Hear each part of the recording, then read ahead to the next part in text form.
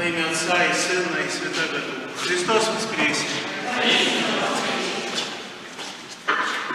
Около 5000 человек было в том месте, когда Иисус устроил вот эту историю, накормил этих людей, дал возможность им насытиться, и люди, как говорит Писание, говорили, это истинно тот пророк, который должен прийти, именно тот пророк, которого ждет народ израильский. 5000 свидетелей, 5000 человек, которые участвовали в этом, хотелось бы сказать, таком историческом событии. Хотя оно, наверное, можно сказать, вне историческое, но все-таки и в истории тоже оно зафиксировано. И вот эти люди восклицали, но что они увидели, что они унесли с собой? Почему мы,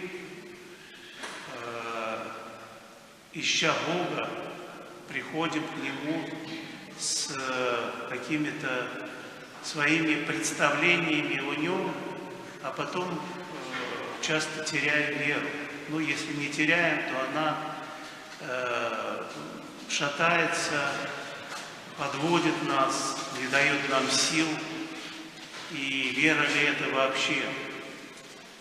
Ведь увидеть в этом событии, которое сегодняшнее Евангелие описывает, можно очень разное.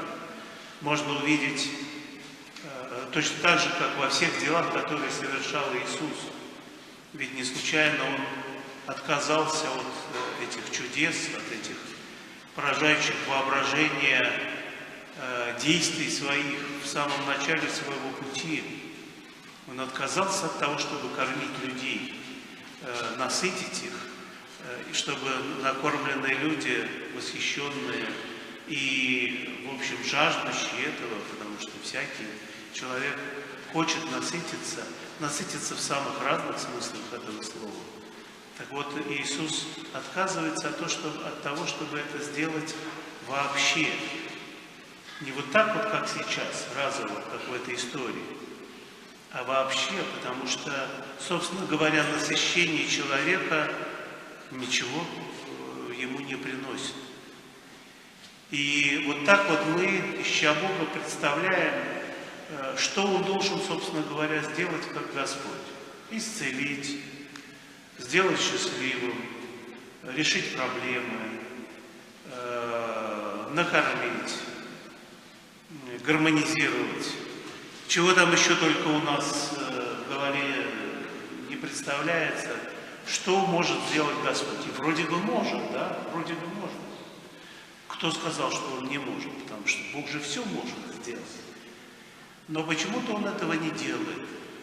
И вот так вот, разочаровываясь в тех представлениях, которые мы, или в том Боге, скажем так, которого мы представили, мы теряем на самом деле Бога настоящего.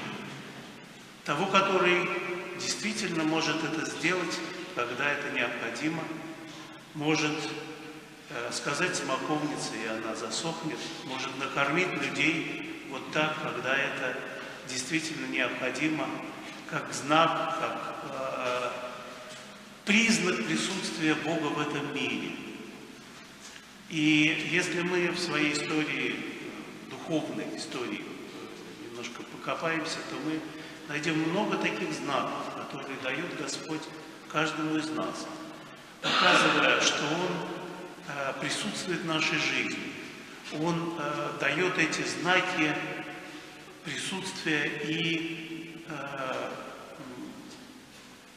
благодати этой, которую Он дает человеку.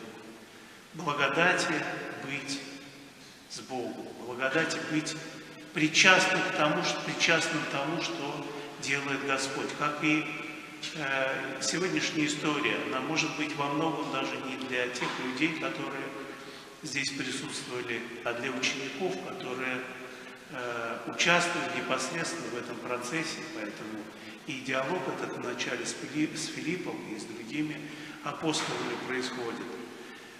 Испытывая их, Он предлагает им накормить этих людей.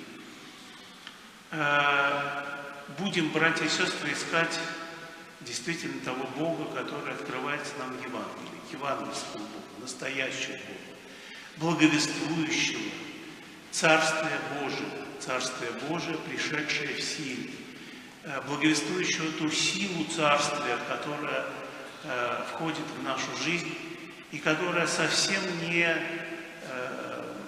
не для того, чтобы сделать нас в этом земном смысле счастливыми людьми. Да, мы обретаем это счастье, но это счастье совершенно иного рода.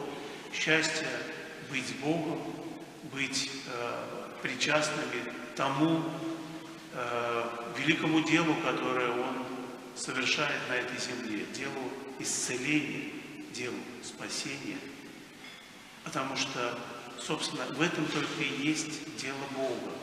Спасти этот мир, возвратить его в то состояние, в котором он изначально был, но немножко лучше, потому что и изначально мир должен был немножко измениться. Вот это такое крещение огнем, смертью в каком-то смысле, которое обрело этот мир после грехопадения, никуда не может деться. Но Господь дает силы все это превратить в настоящее крещение. Крещение, которое открывает бессмертие. Бессмертие истинное, которое предназначено всякому человеку, всякому живому в этом мире. Аминь. Христос воскресен!